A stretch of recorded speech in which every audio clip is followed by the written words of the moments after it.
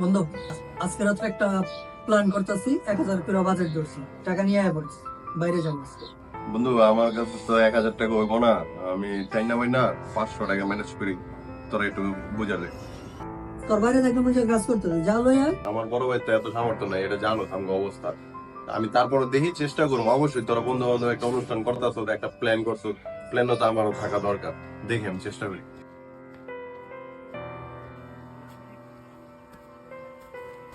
ভাই, তোমার 1,000 টাকা লাগবো। কি কস 1,000 টাকা কই পামু? কইলে কি 1,000 টাকা দেওয়া যায়? হ্যাঁ, সকালে কাজে আইছি, প্রত্যেকদিন কাজ করলে রোজ দেয় 500 টাকা।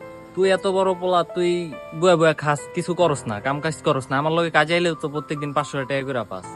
আমি কি তোমার এই কাজ করার লাগে পড়াশোনা করছি? আমি এই কাজ করতে পারতাম না। তোমার টাকা চাইছি, তুমি আমার টাকা দিবা।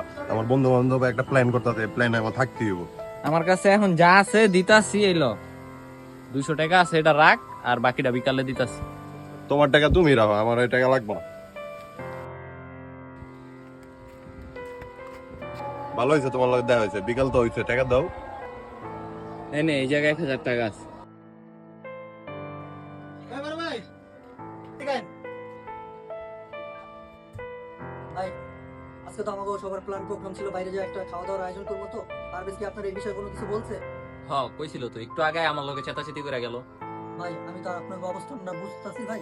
এখন আমরা চাইছিলাম ওরা টাকাটা দিতে, আমি ওই টাকাটা দিলে ওই রাগ করবো ভাই। আমি টাকাটা আমরা দিতেছি আপনারা বুঝায় কইেন, তাহলে ওইও খুশি হইব ভাই।